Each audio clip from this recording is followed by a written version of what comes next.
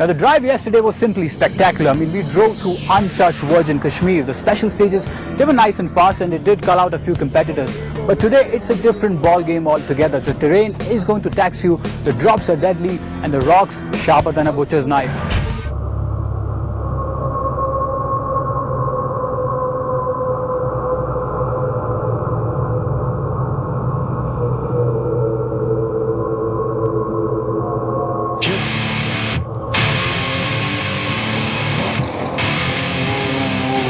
Day one of the Mughal Rally was intended to be an initiation of sorts. The track, though rough, was not especially strenuous for the seasoned participants. And yet 3 cars did not complete, thanks to a flurry of mechanical issues. Day 2 was when we were to hit the Moghul Road, but as it turned out, it had been raining all through the previous night, and the course was littered by rock falls and treacherous landslides. Get caught in an active landslide and it's a long, long drop to the bottom if you survive. I went down one hairpin and there was an active landslide. In fact, the previous day there was a huge landslide which was cleared through the night. 4 excavators were working round the clock. 12:30 we got a message saying the stages are open. Otherwise they requested for a delay. And when I went down to see the damaged area, the landslide was active. I couldn't pass through. We've heard a lot that it's a treacherous stretch and all that, and plus the sort of, you're not really sure what can happen in Kashmir. Because we weren't allowed a recce of that leg, so we didn't. We'd heard all kinds of things about it, about the terrain and how there's like not just like drops and stuff, but like both the water crossings and there's like 3.5 feet of water and. It was okay. The route got a little hairy with steep drops on both sides of the road, but that was something we could deal with. We're reaching the Mughal Road right now, and here's why I'm glad I brought the Endeavour. It began in Jammu at 6 a.m. and after a long, quick 200-odd kilometer transport stage, we finally hit Baflias, the beginning of the first competitive stage of the day. The Moghul Road, which will link Poonch and Rajouri to the rest of the state, is a hugely ambitious plan.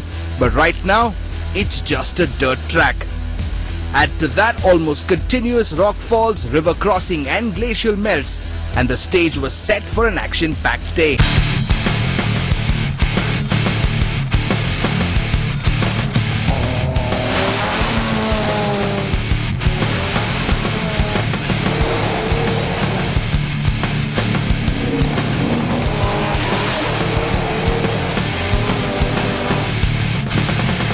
Now this is a route that none of us have ever taken. I mean, I've been to Srinagar before, but never ventured this deep into the countryside. And if there's one thing I've noticed that's really amusing, it's the reaction of the locals. Now there's never been any motorsport in this region of Kashmir, and earlier when I stopped to tank up the car, I was chatting with a few folks and they couldn't wrap their heads around the concept of taking a perfectly good car and bashing it against some rocks. Now they asked me what the route was, and for me these are just names on a road book, and they were like, but there's no road there, but you're going there anyway? For fun? And then he looked at me like as if I was retarded. I guess in a way you have to be a little touched if you're a rally driver. The stage went live at 10 a.m. with the previous day's leader Sunny Sidhu flagging off first, followed by the number 2 driver Suresh Rana hot on his heels. The cars tore off and almost immediately the radio started blaring about Rana's car being missing. He was missing. I mean, we had no This idea. was the most difficult part of the entire rally, with giant rocks jutting out the side of the road, huge 10,000-foot drops and 20-degree inclines.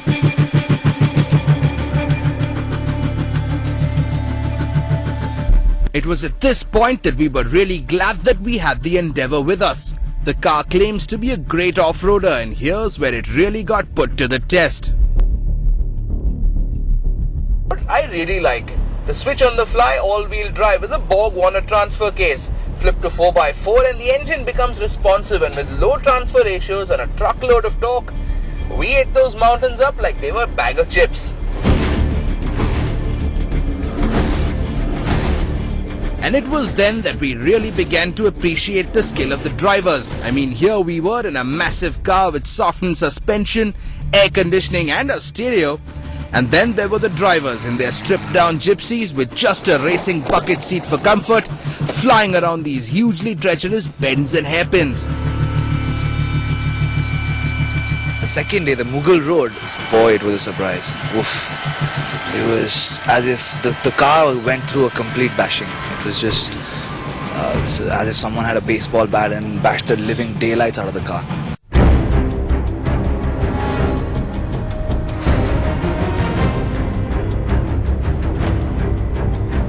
By the end of the stage, 2 cars did not finish, but that's a loose definition of a breakdown. Suresh Rana's car, which was missing earlier, was reported with a broken axle, and then this happened.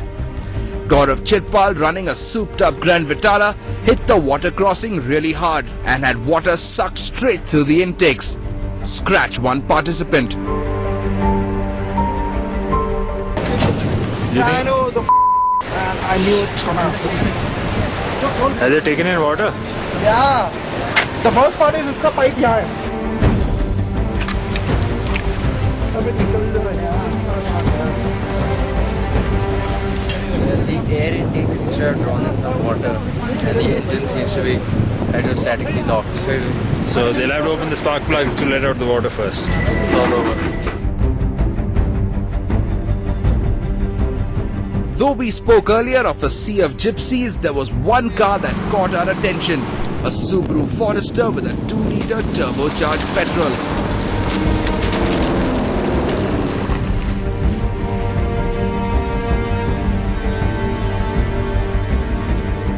It's a very capable car. You know, Subaru has a long history of rallying.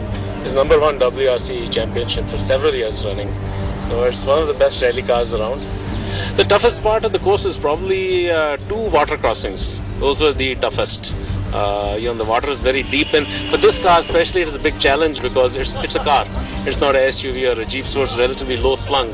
The water actually came up all the way over the bonnet and poured into the engine compartments of the intercooler. So that was a little worrying when that happened.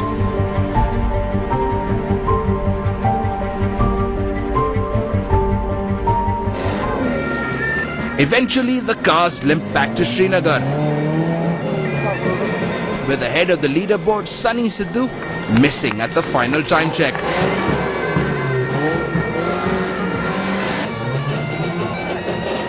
Coming to the finishing line, and Sunny's car, who's the same team, and his car completely, the head gasket blew off, and it was sort of sure that he's not going to reach the final finish. So we're going to lose out on the first place. And we reach here, and everyone's partying away to glory because the entire game changed because Sunny's car didn't reach. And we were damn sure that he's not going to reach. Nick of time, we cut, and he just drives in from here. So that was, I think, the highlight. So our car 4-wheel drive packed off, so we did the whole stage in 2-wheel drive, front wheel drive, and then a clutch went off, then we had a flat, then our engine blew. But the challenge was to bring it back home in one piece, and we managed to do that somehow.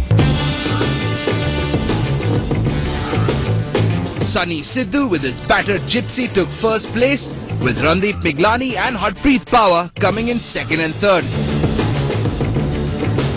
The auto enthusiast Chief Minister of Jammu and Kashmir, Omar Abdullah, was also there to give away the prizes.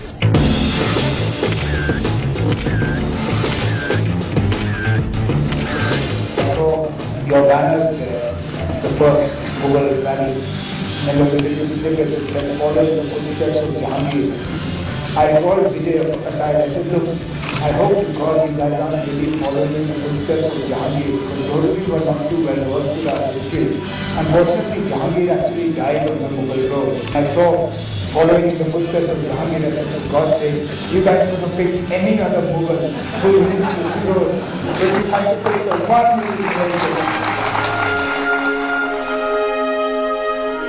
And just like that, serenity returned to the valley. The dust settled. The HCC engineers moved back to finish the road, and for us, there was the long drive back to Delhi. But we will be back next year. The locals might think we're a little soft in the head, but for hardcore rallyists, it's an addiction.